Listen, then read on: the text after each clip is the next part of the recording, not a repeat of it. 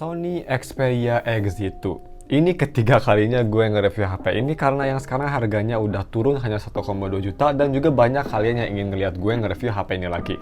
So, apakah masih worth it untuk dibeli? Mari kita langsung review Xperia XZ2 di tahun 2022. Let's go.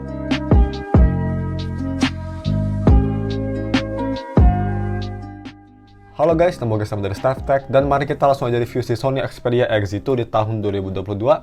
Seperti biasa, mari kita bahas dulu si harga dan speknya. Untuk harganya, sekarang kalian bisa beli di harga 1,2 juta yang RAM-nya 4GB dengan internal storage sebesar 64GB, support microSD, tapi ini tuh 1,2 juta, kondisinya ada white spot ya. Karena sekarang hampir gak bisa atau hampir impossible untuk nyari Xperia XZ2 yang mulus. Jadi ya, 1,2 juta itu kondisinya white spot, tapi white spotnya juga gak insane banget, gak parah banget. Bisa kita lihat yang di unit gue guys, ini white spotnya tuh, dia tuh ada di sini. Memang kelihatan banget, tapi setelah gue pakai beberapa hari nggak se-annoying yang gue kira. Anyway, balik lagi ke videonya. Kalau misal kalian mau beli HP ini, seperti biasa gue bakal taruh linknya di deskripsi. Dan juga kalau misal kalian ingin wallpaper yang ada di HP ini, gue selalu taruh link wallpapernya di deskripsi. Alright, untuk harga segitu kalian dapat spek pakai chipset Snapdragon 845 dengan aplikasi sebesar 10 nanometer. Terus dia punya layar 5,7 inci Full HD IPS LCD, 424 ppi, udah support HDR10, dibaut oleh Corning Gorilla Glass 5 UFS 2.1 storage speed, dual front facing speaker, ada NFC dan juga punya baterai sebesar 3185 mAh baterai yang bisa quick charge sampai 3,0. Alright, desain dan displaynya, kita moving on ke hal tersebut. Pertama, kita bahas untuk build quality-nya ya. Ini build quality gue bisa bilang masih sangat premium banget ya. XZ2 memang salah satu HP yang menurut gue dari desain dan juga untuk dari build-nya yang masih sangat-sangat timeless banget. Ini kayaknya nggak bakal kelihatan tua menurut gue desain sama build-nya. Beat-nya pastinya kerasa sangat premium, bobotnya sangat berat dan pas, nggak berat banget tapi nggak enteng banget. Frame samping terbuat dari aluminium dan juga back dari kaca. Nah, terus untuk desainnya sendiri, untuk desain depan memang dia bezelnya agak sedikit tebal ya dibanding HP sekarang, tapi menurut gue masih kelihatan cukup unik kok. Masih kelihatan kayak khas Sony lah. Dan untuk bodi belakangnya, bisa kita lihat ini khas Sony juga ya, khas zaman-zaman XZ2 dan XZ3. Karena sekarang kan Sony di Xperia One, Mark 1, Mark 2, Mark 3, Mark 4, semuanya tuh mirip-mirip ya, kayak mirip-mirip HP sekarang. Zaman XZ2, XZ3 tuh Sony pengen kelihatan beda, jadi kayak desain tuh kayak desain hamil gitu ya, bisa kita lihat.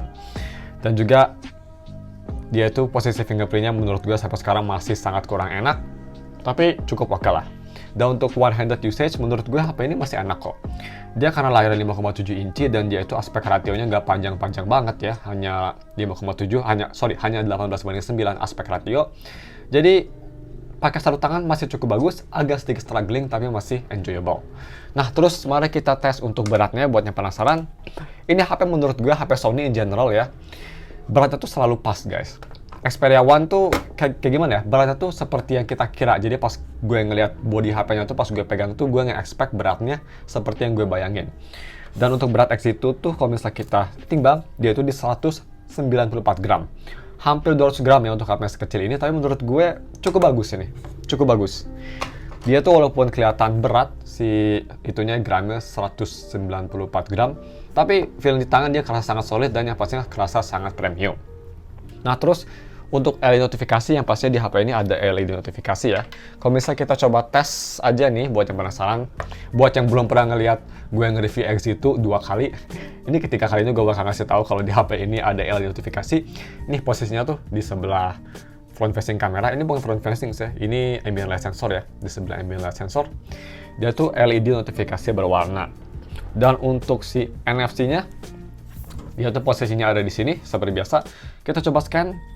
Scanningnya tuh dia pretty much kadang error, tapi lebih sering bekerja. Bisa kita lihat tuh bekerja. Kita coba scan lagi, bekerja lagi. So ya, scanning sih walaupun not the best, tapi masih sangat reliable. Masih 8/10. 8 dari 10 maksud gue untuk rating. Ya, buat yang penasaran ya, kenapa saldo e-money gue tuh besar banget. Itu gara-gara gue mau dipakai e-money ini buat pergi nanti ke Jakarta, event Wibu Komifuro, buat yang tahu ya event itu. Anyway, balik lagi ke videonya. Untuk fingerprintnya, ini fingerprintnya di belakang, posisinya memang sangat kagok banget, dan memang speednya juga nggak yang paling cepet ya. Bisa kita lihat tuh di biro, kalau misal dalam keadaan mati, dia tuh butuh waktu kayak 1-2 detik untuk HP-nya nyala dan nge-scan. Tapi kalau misalnya dalam keadaan nyala terus kita buka, itu pretty much instan. Jadi ya, itu memang gara-gara kalau kondisi mati aja ya problemnya. Tapi, gue bisa bilang guys, walaupun dia itu agak lambat, malahan lambat banget dibanding HP sekarang atau HP murah sekalipun, tapi dia tuh sangat reliable. Mau di kondisi tangan gue lagi lembab atau kering tuh, masih bisa nge-scan. Jadi ya, walaupun posisinya aneh dan juga scanningnya agak lama, tapi sangat akurat at least. Nah, terus yang kita bahas untuk kualitas layarnya. Menurut gue untuk layar IPS di harga 1 jutaan, HP second ini sangat bagus banget sih. Sony memang selalu one of the best menurut gue untuk ngebuat layar ya untuk Android. Urutannya tuh kalau misalnya mau gue urutin ya, Samsung, Sony. Memang Sony itu layarnya bagus banget walaupun ini IPS, tapi menurut gue dia color science terus dynamic range-nya sangat bagus. Walaupun view angle-nya kurang bagus ya, tapi overall detail dan juga warna ini kerasa sangat hidup dan juga enak dilihat. Overall gambar kelihatan clear dan enak dilihat menurut gue. Nah terus untuk si brightness-nya, X itu memang nggak punya full brightness yang terang banget ya, jadi bisa kita lihat di kondisi cahaya yang terang, terik mataharinya lagi full throttle, bisa kita lihat di biro, itu pretty much my X2 gue tuh nggak bisa keep up ya, kayak kelihatan gelap dan agak susah dilihat, tapi masih usable kok at least. Dan kalau misalnya dalam kondisi terang tapi cloudy sih masih bisa dipakai enak. Nah terus untuk si touch delay-nya ini sama seperti HP Sony lainnya yang nggak ada touch delay sama sekali, mau dipakai buat ngetik keyboard atau navigasi OS semua nggak ada masalah sama sekali. Kerasa nyaman dan juga untuk si haptic feedback-nya ini sangat enak untuk harga 1 jutaan. Ini kelasnya tuh kayak kelas tengah-tengah lah, nggak sebagus Samsung atau Apple tapi nggak seburuk kayak HP-HP yang murah-murah gitu kayak HP 1 jutaan. Oke, next audio quality-nya. Pertama kita bahas audio quality via 3.5mm to USB Type-C karena dia ini nggak ada headphone jack sayangnya ya. Headphone jack tuh baru balik lagi di Xperia Mark 3 sama Mark 4 kan.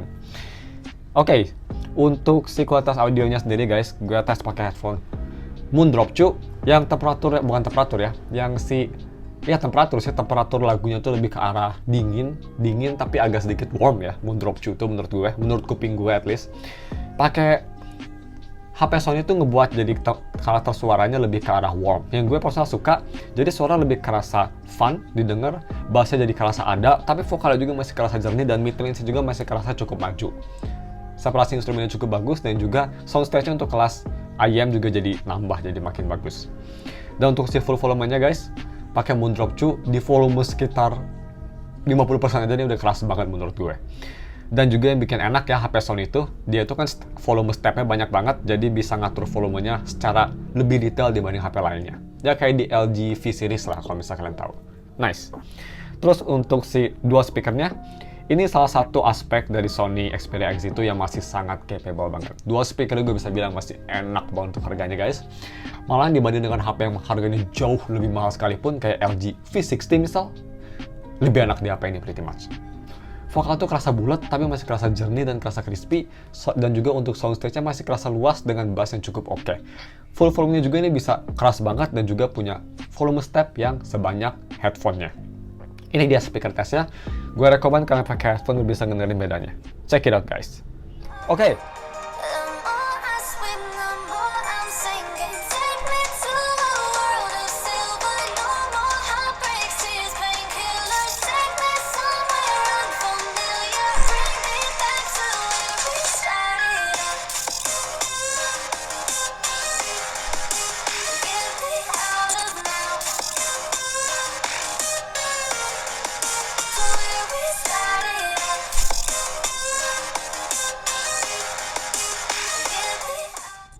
Oke, kamera quality-nya. Kamera belakang ini hanya satu aja, 19 megapiksel f2.0, udah ada electronic image stabilization, dan kamera depannya ini yang super duper mediocre, hanya 5 megapiksel, terus dia f2.2, tapi dia at least bisa nge-recordnya tuh di 1080p 30 fps dengan electronic image stabilization. Dan ya, untuk kualitas main kameranya ini untuk harga 1 jutaan, menurut gue masih bagus, masih remarkable marah untuk harga 1,2 juta lagi. Kalau mau dibandingin dengan HP baru yang pastinya ini masih keren banget lah. Bisa kita lihat tuh gambar, masih ada aura-aura flagshipnya lah dengan si dynamic range yang cukup oke, gambar yang overall kelihatan clear dengan warna yang bagus dan juga kontras yang oke. Dan untuk foto low light juga memang ini nggak ada dedicated night mode, tapi dia ada mode night scene. Tapi itu nggak kayak yang kalau misalnya kita foto tuh dia bakalan nge-loading lama gitu ya, bukan. Ini kayak night scene-nya tuh kayaknya lebih ke arah processing yang sedikit aja gitu, nggak fully dedicated night mode, if you know what I mean. So, memang untuk foto low lightnya bisa kita lihat di biro, cukup gelap ya, dan juga agak sedikit banyak noise, tapi gambar menurutnya masih cukup bagus lah, masih acceptable. Dan untuk si kualitas selfie-nya ini salah satu aspek yang memang sangat ketinggalan banget ya. Ini menurut gue selfie-nya agak kurang bagus banget. Gak cuma detailnya tuh soft karena megapiksel dikit, tapi juga warnanya kurang oke dan foto backlight HP ini agak struggling. Dan untuk si video recording, HP ini bisa nge-record sampai resolusi 4K 30fps atau 1080p 60fps, so gue bakal tes di resolusi kedua tersebut. Check it out guys. Oke guys, ini dia video recording pakai resolusi 4K 30fps. Ini nggak ada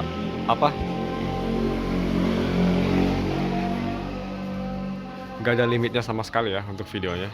Bisa selama mungkin asalkan HP-nya nggak overheat. Tapi memang RZ itu masih sedikit sering overheat kalau misalnya kelamaan 4K.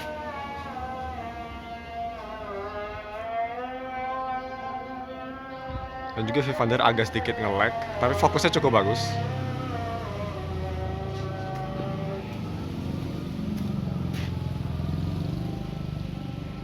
Dan ini dia untuk resolusi 4K 30fps, kita bakal switch ke 1080p 60fps. Oke, ini dia resolusi pakai 1080p 60fps. Ya pas ini nggak bakal cepat panas dibanding 4K ya.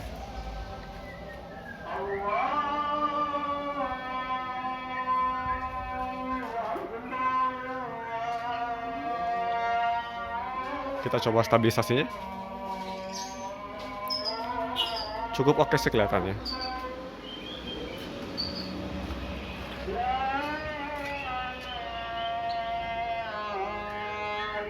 Dan ya itu dia video recording tesnya. Mari kita langsung aja moving on ke si gaming performance. Oke, untuk gaming performance-nya, ini tuh pakai chipset Snapdragon 845, fabrikasinya 10 nanometer. Menurut gue 845 juga chipset yang masih capable banget ya. Dan bisa kita lihat untuk gaming performance-nya di tahun 2022. Gua tes untuk main game Genshin Impact seperti biasa di map Sumeru. Ini gameplaynya masih cukup bagus ya. Awal-awal tuh, by the way, gue tuh tesnya tuh di setting low setting ya. Low setting, bukan lowest, tapi low setting di FPS 60. Dan bisa kita lihat awal-awal masih kerasa smooth. Tapi gue rasa setelah main sekitar lebih dari 10 menit lah, bisa dibilang kalau misalnya kalian Genshin player habis daily commission, terus kalian mau ngabisin resin misalnya, itu baru mulai kerasa si HP-nya tuh kerasa panas dan terjadilah thermal throttling. Gameplay jadi lebih banyak stutter dan frame rate drop. Tapi walaupun begitu juga ini masih lumayan enak kok. Dan kalau misalnya kalian ingin main game lama banget sih, gue rekomen kalian nambahin sedikit buat Exit 2 Premium ya. Itu punya RAM yang lebih besar dan juga cooling menurut gue yang lebih bagus. Tapi ya, game performance di HP ini masih cukup solid kok. Game berat banget kayak Genshin aja masih bisa soalnya. Dan untuk main game rhythm ini apalagi ya guys, HP Sony pretty much the best untuk main game rhythm, selain Apple. Gue coba tes main game arcade, nggak ada masalah sama sekali, nggak ada touch ataupun audio delay. Kerasa enak. Oke, untuk UI experience ya. Ini menurut gue salah satunya cukup bagus juga guys. Ini HP pretty much sudah sangat tua ya. Ini kalau nggak salah umurnya udah sekitar hampir 4-5 tahun kayaknya. Dan bisa kita lihat ini software-nya tuh dia sudah di Android 10. Memang guys, ini kan software tuh agak sedikit telat 2 tahun ya. Pas gue nge-record video ini, Android paling baru tuh Android 12 karena 13 masih di beta. Ini di Android 10. Tapi menurut gue untuk harganya dan untuk umurnya masih cukup bagus kok. Dan juga aplikasi masih banyak yang support, jadi menurut gue ini software-nya masih cukup oke. Dan untuk OS sendiri juga ini karena Sony itu kan lebih ke arah stok Android ya, dia nggak pernah punya OS sendiri, yang gue sangat suka approach kayak gitu. Gue harap brand-brand besar kayak Samsung juga ngeluarin kayak Google Play Edition. Buat kalian para OG atau para pecinta HP zaman dulu mungkin tahu ya, HP Google Play Edition dari Samsung sama dari brand-brand lainnya kayak HTC, itu gue suka banget. Anyway, balik ke si videonya. Nah ya, untuk si dia sendiri HP ini masih kerasa enak banget kok. 845 menurut gue lebih capable daripada 855 untuk optimisasi software.